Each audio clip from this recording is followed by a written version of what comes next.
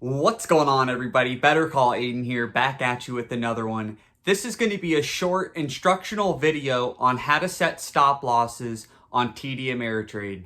Let's get right into it. Okay, so real quick, I want to elaborate on what a stop loss is. A stop loss is a sell order that offers protection, and you can set this stop loss to any number that you see fitting based on your position. So what that means, just a quick example, say I bought a stock for $15. After I purchase the stock, I'm going to place a sell order, or a stop market order, I should say, because here's the thing, a stop loss is still a sell order. However, it doesn't sell unless a certain price is met. So like I said, I purchased a stock for $15. Now, as you can see, after I purchased it, I can set a stop market order. And what this means is I can put any number I want in here below $15 a share, and this will make it so if this price were to hit or we go any lower, it would automatically sell this company that I bought for $15 for me. This is actually going to offer me downside protection. So what a stop loss is, long story short, instead of losing a significant amount of money, let's say from $15 to $10, I'm going to put my stop loss at $12. So the maximum money I can lose on my shares that I purchased for $15 a piece is $3 a share. Why? Is because this stop loss I put in is protecting my capital. So for some reason, this $15 a share stock goes down to $12. It's going to sell for me automatically, but that's okay because I'm going to show you guys how to chart on TradingView, because typically you want to find where the supports are. And if we break a little bit through the support, that's where you want to set your stop loss. Okay, so real quick, we're going to go to TradingView.com, and after that's loaded, we're going to type in the ticker symbol SPY. And your chart, if you're not familiar with TradingView, is probably going to be white and not black like mine. So what you can do is right-click in the middle of the chart anywhere and select color theme. And after you select color theme, you'll then hit dark mode. After that, you can see in the top left, next to the ticker symbol SPY, there's going to be something that says maybe MD5M. You're going to click on that box and select 1 day. So the box is just going to say D, and that means that every bar we see is going to represent 1 day, each candlestick. So now we're going to move to the box right next to the D. We're going to select candlesticks. We're always going to use candlesticks. So now your chart should be dark. Your candlestick value should be 1 day a piece, and you should be seeing candlesticks. After that, we're going to go to indicators. We're going to type in pivots, Pivots, and hit pivots traditional. And now you will see on your chart all these orange bars, which are resistances and supports that are pre-made for you. And not only that, now what we want to do is find out where SPY is trading at. SPY is currently trading at, let's say, 367, and it looks like the first resistance, as you can see, that orange bar above where SPY is currently trading at, is going to be the first resistance. And the orange bar below where SPY is currently trading at is going to be the first support. So what I like to do on the side, there's a little T on the side of TradingView. This is where all your tool panel is going to be. If you hit the T, you can select and create your own little labels, and that's why I have mine labeled first support, second support, and I also have first resistance and second resistance. So this right here is just so it looks a little bit cleaner. You can keep an eye on things easier. But as you can see from SPY's chart, SPY tried breaking through the resistance twice now, and it has failed, because we can see here, now the stock is trading at around 367, and it touched almost 371 today, but it failed to break through that first resistance, showing us weakness, and it looks like we're getting slapped back down to the first support.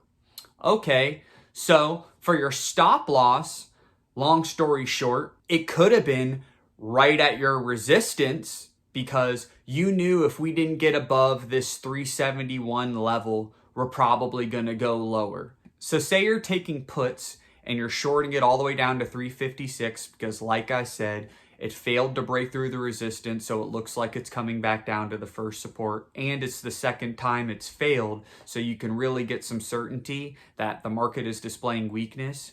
You could set your stop loss after buying your put play. Let's say you're betting it's going to SPY 360 by the next 3 weeks. It's going to do a gap fill all the way to the first support. You can put your stop loss right above the first resistance. Why? Is because let's say the first resistance is right around 371. If we hit 373, that gives us confirmation that it looks like SPY wants to go higher because now we breaking through the first resistance. Therefore, your put play isn't probably going to work out. So that is where you want to have your stop loss, where there's confirmation on the other side. So if you're in puts, you want it to go down to the first support right around 360 or 356. That's where you want to be taking your gains. However, to protect yourself, just in case, you want to have a stop loss just over the first resistance, because if we do, for some reasons, break above the resistance, you will be protected, and the confirmation you saw proves to us that your play probably isn't working out. So we're just going to take the money and run and reevaluate and try a new play, because you never want to get rid of your bankroll, because if you don't have any money, you're not going to be able to play. So you always want to use this method and set up your stop losses accordingly to your charts to protect yourself. This right here is the best way to set your stop losses. It's to find those supports, set it a couple dollars below the support, so that can give you confirmation that there's probably going to be more downside. So ultimately, a stop loss is going to be used to protect you. After every order I purchase, I always put a stop loss on it right away. And as you can see here, you can put in for a day trade order, so this stop loss is going to expire after today, or you can select GTC, which in other words means good till close. So if you're trading options, the furthest date you're going to be able to have good till close is when your options contract expires. If you're trading shares, you'll be able to have a stop loss for years out. However, the only difference is options contracts expire, so you can't have a good till close order past the expiry date on your option. So a rule of thumb for most people is that they put a stop loss for options, let's say 20% down. So for an example, we bought an options contract for $100. If it goes to $80 in value, the options contract, it'll sell automatically. Why? Is because now we're down 20%. And you can set the stop loss to whatever you want. And this is very important. Why? Is because let's say we're actually up 20% on our order. So we purchased something for $100. Now in the short term, it's worth $120. You can actually set your stop loss now to $100. That means if you decided not to take your 20% gains, you can set your stop loss so you are at your break even. Worst case scenario, you break even on your bet. Why? Is because you're up on your bet 20%, let's say. Now, if the option for some reason gives back the 20% you're up on, worst case scenario, you just break even. So this is something that we always want to be doing when we have stop losses, is moving up that stop loss order. This is very important. It's the same thing as before. When you're up on something, you just move your stop loss up. This is really important. It's going to protect you, and it's going to make sure